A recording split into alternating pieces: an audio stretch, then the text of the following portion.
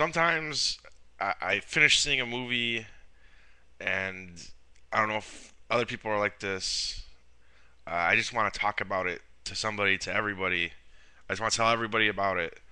I think that's why I kind of I'm drawn to like film criticism because I just want to share stuff that I love. And that's the case tonight. Like I just saw this movie. I saw The Devil. It's a Korean film, Korean thriller that's available on Netflix Instant, so you can watch it right now. Um, and I haven't even like digested my thoughts on it, but there's no one awake right now. It's 2 in the morning, so I need to get it out there. Hopefully, someone watches. I loved it. I thought it was a great movie. It's in my opinion, it's a revenge fantasy that it lets its run imagination just go wild. It runs wild, and it's not attached to reality, but the movie is raw. It's powerful. It's absolutely amazing. Great performances. Good cinematography and music. Uh, but definitely not for everybody. Um,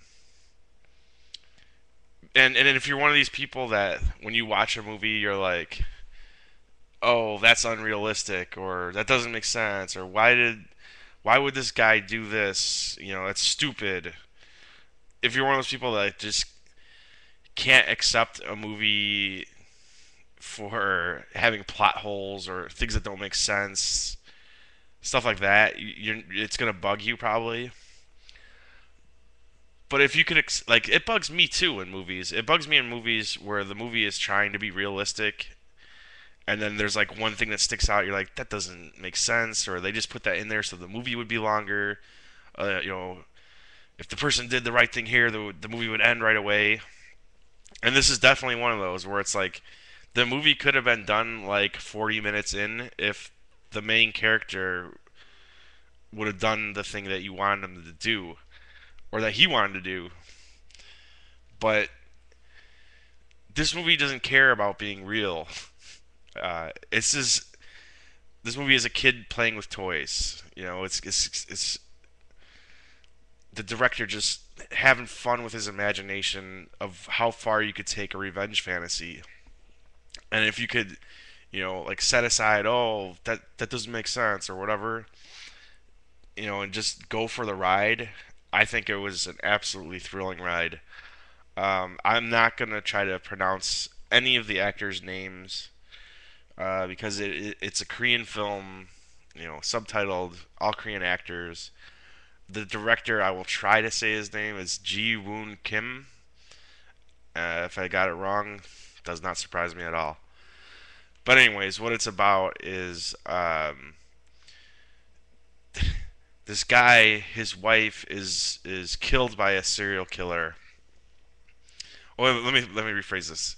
This guy, he's a secret agent for the government, and his wife is killed by a serial killer, and the police have four suspects, and this secret agent guy, he's so pissed off and torn up and guilt or not guilt ridden, grieving and whatever.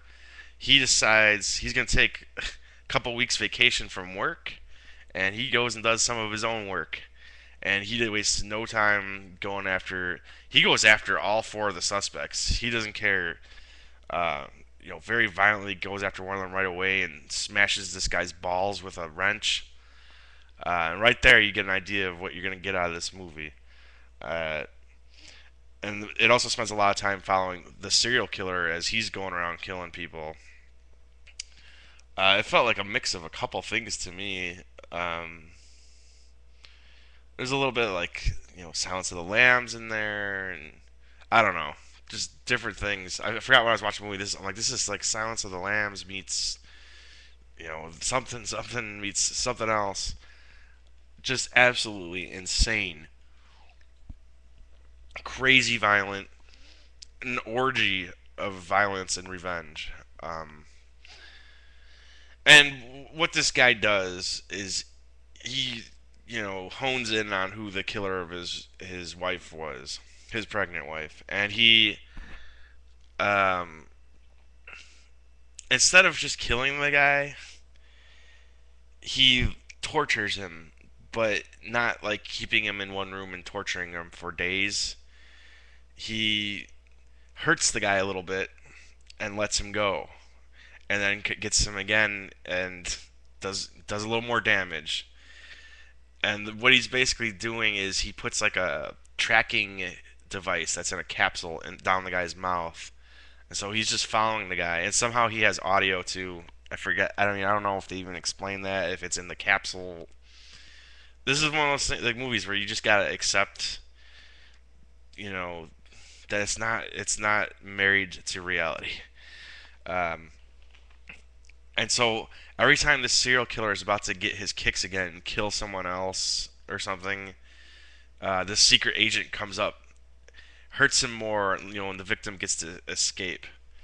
And that's what the movie is. I mean, I don't want to ruin much more than what happens beyond that, but just absolutely brutal violence. A beautiful movie though, um, but just amazing. I'd say beautiful violence. It might sound weird, but it's insane how far it goes with it. And the movie it's a little bit long. It's 2 hours and 20 minutes, and it feels long, but it does it keeps going for the most part. It's got a lot of action and violence throughout. Um, I thought that the acting was great in it. I thought that the main character, I don't speak Korean, but you could see the emotion on his face. Um, the villain in this is, I say, up there with Javier Bardem in No Country for Old Men. I mean, this guy is just an absolute force to be reckoned with. Um, and very, I thought he was a great villain, one of the best screen villains in a long time, anyways, or that I've seen. And I'm not trying to oversell it too much. I know some people will watch it and be like, "What the hell?" Um, and it's weird. Like I don't usually, for some reason I think of Old Boy, which is like just because it's another Korean film. I don't even remember what that was about or if it was a revenge story as well. But I didn't like Old Boy like everyone does. But I Saw the Devil absolutely blew my mind. Um, I really can't recommend it enough to people that like, you know, revenge, violence, gore, anything like that. You're gonna love it. And it's cool too. It's kind of like a mix between like horror.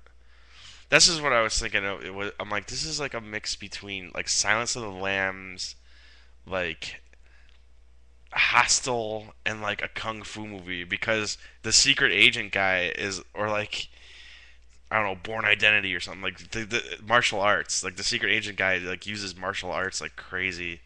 So like you have like kind of like this gory horror stuff happening in it, but also kind of like good action violence too. So it's a mix of uh, a couple kinds of violence that you don't normally see.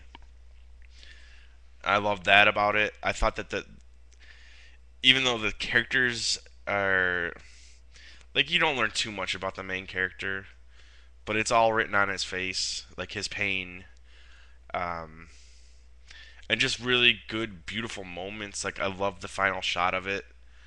Um, just I loved it. I don't. What can I say?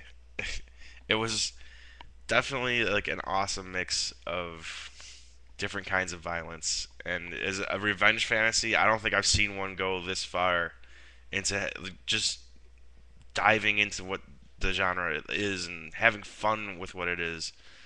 I just loved it. I'm not gonna ramble on anymore. I've gone on 9 minutes already. I would probably give. I'm gonna give it 5 out of 5 stars. I think it's one of the best films I've seen this year, and I guess it was released in 2010. At least it says according to Netflix, but it's just starting to make a splash over here in the states, and There's a reason why. There's a reason why like I've heard from people that like this movie. So, anyways, thanks for watching. Check it out if you let me know what you thought of the movie if you've seen it. And as always, you could listen to my podcast with my buddy Chris Scott. It's called Movie Dudes. It's available on iTunes and vagary.tv. That's VAGARY dot TV. All right, guys. See you next time.